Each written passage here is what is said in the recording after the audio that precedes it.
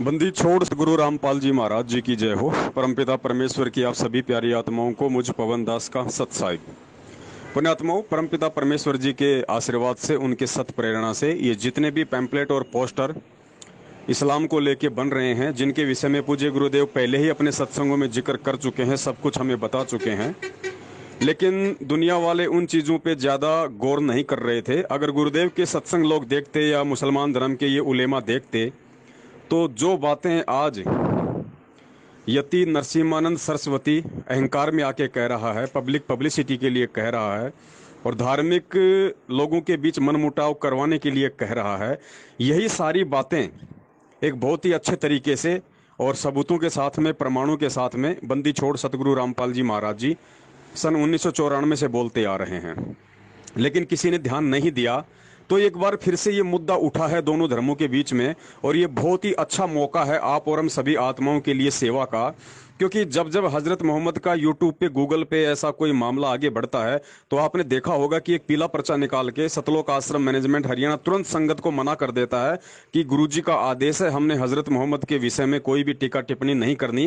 क्यों नहीं करनी? क्योंकि ये शैतान के एजेंट हैं और ये नहीं चाहते कि मामला, मुद्दा आगे बढ़े, लोग सच्चाई को जाने, स्वीकार करें और गुरुदेव के सत्संगों की तरफ अग्रसर हों, क्योंकि ये भयभीत हैं, इन्हें डर लगता है, ये मर्यादाओं में नहीं है, ये गुरु को परमेश्वर नहीं मानते, अल्लाहू अकबर, अल्लाहू कबीर नहीं मानते, ये गुरुदेव को अपने जैसे एक सामान्य संत मानते हैं। इसलिए इन लोगों को डर है, भय है कि यदि हमारे द्वारा बनाए गए इन पोस्टर्स को या हम जो संगत को जो मूर्ख बना के, गुमराह करके जो ये प्रचार प्रसार करवाते हैं, उसके माध्यम से कभी कोई दिक्कत ना आ जाए, कोई आंच हम पे ना आ जाए, हमारे सतलोक आश्रम मैनेजमेंट हरियाणा वालों के हमारे इस धार्मिक धंधे पे कोई आंच ना आ जाए, हमारी जो हमें जो बनी बनाई जो रोटियां संगत के दान पे मिल रही हैं, कल को उसमें कोई दिक्कत, कोई समस्या ना पैदा हो जाए।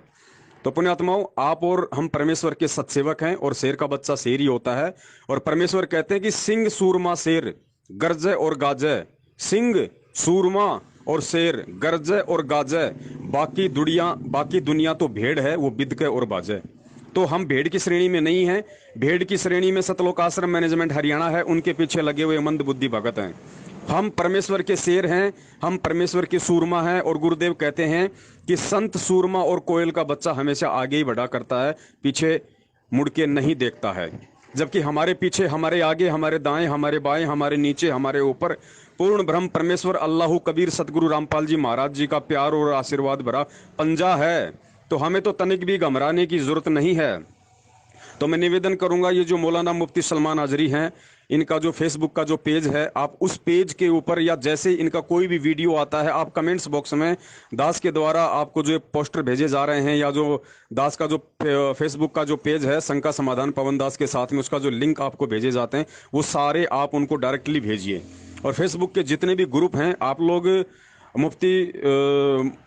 मुफ्ती मौलाना सलमान अजहरी के नाम से सर्च कीजिए, या अन्य जितने भी मोमडन भाइयों के जो फेसबुक ग्रुप हैं, आप उनको ज्वाइन कर लीजिए और उन ग्रुपों में ज़्यादा से ज़्यादा इस तरह के पोस्टर भेजिए।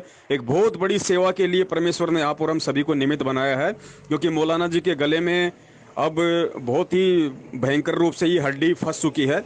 जैसे सांप होता है, वो जल्दबाजी में छछूंदर को चूहा समझ के निगल लेता है, अपने मुंह में ले लेता है, लेकिन उसके बाद में उसके लिए बहुत ही बुरा बन जाता है, क्योंकि छछूंदर एक ऐसा प्राणी है, यदि सांप उसको खाए, मुंह में लेने के बाद में सांप यदि उसको अंदर पेट में ले जाए तो वो अंधा हो जाएगा, और यदि छोड़ दे तो फिर वो मर जाता है। कुछ ऐसी कहावत है उसके विषय में। तो जैसे मौलाना जी की हालत है, वो हो चुकी है। तो आप सभी भाई बहनों से निवेदन है, ज़्यादा से ज़्यादा इन पोस्ट को, इन मैसेजेस को आप शेयर करें, और भगत समाज तक भी ज़्यादा से ज़्यादा आप इन पोस्टों को शेयर करें। लोगों की भी आंखें खुलेंगी, वो भी जानेंगे कि वास्तव में परमेश्वर के सच्चे बच्चे कौन हैं, परमेश्वर के ज्ञान आधार पे कौन चल रहे हैं। पुण्यात्माओं, हजरत मोहम्मद जी जैसे मुद्दे या अन्य प्रकार के मुद्दों को लेकर ही तो आज हमारे सतगुरुदेव जी पूरी दुनिया में निंदा के पात्र बने हुए हैं। सच्चाई के लिए संघर्ष करते हुए आज गुरुजी जेल में हैं, वरना क्या मतलब था? अगर मैनेजमेंट की तरह अगर गुरुजी भी डर के, सहम के अगर बैठ जाते, आर्य समाज के खिलाफ कुछ ना बोलते, तो आज कैसे सच्चाई आप और हमारे तक पहुंचती? जिस प्रकार हजरत मोहम्मद का जिक्र आते ही ये सतलोक आश्रम मैनेजमेंट वाले संगत को डरा देते हैं कि गुरुजी का आदेश है, हमने उसके ऊपर कोई टीका टिप्पणी नहीं करती। जब राम मंदिर का मुद्दा आता है तो कहते हैं कि गुरुजी का आदेश है, हमने राम और कृष्ण को लेकर कोई पोस्ट नहीं करनी। तो पुण्यात्माओं, आप शेर के बच्चे हो, और शेर का बच्चा वही करेगा जो शेर किया करता है, जो उसके स्वभाव में होता है, जो उसके नेचर में होता है। डरने और घबराने की बिल्कुल भी भी जरूरत नहीं है। हमारे साथ में समर्थ है, परमेश्वर है। हिसार की छोटी जेल में बैठ के आप और हम सभी जितने भी कैदी काल भगवान की 21 ब्रह्मांड रूपी इस बड़ी जेल में बैठे हैं, आज हमारी रहनी करनी को सन 1994 से 2014 तक इतना तत्व ज्ञान देके सिर्फ देख रहा है कौन कैसी क्रिया करता है, कौन कैसी प्रतिक्रिया करता है। पल पल की खबर उस अंतर्यामी परमेश्वर के कंप्यूटर में कोड हो रही है। समय आने पर उस आत्मा को वैसा ही फल और वैसा ही परिणाम मिलेगा। सत साहिब, बंदी छोड़, सतगुरु रामपाल जी महाराज की जय हो।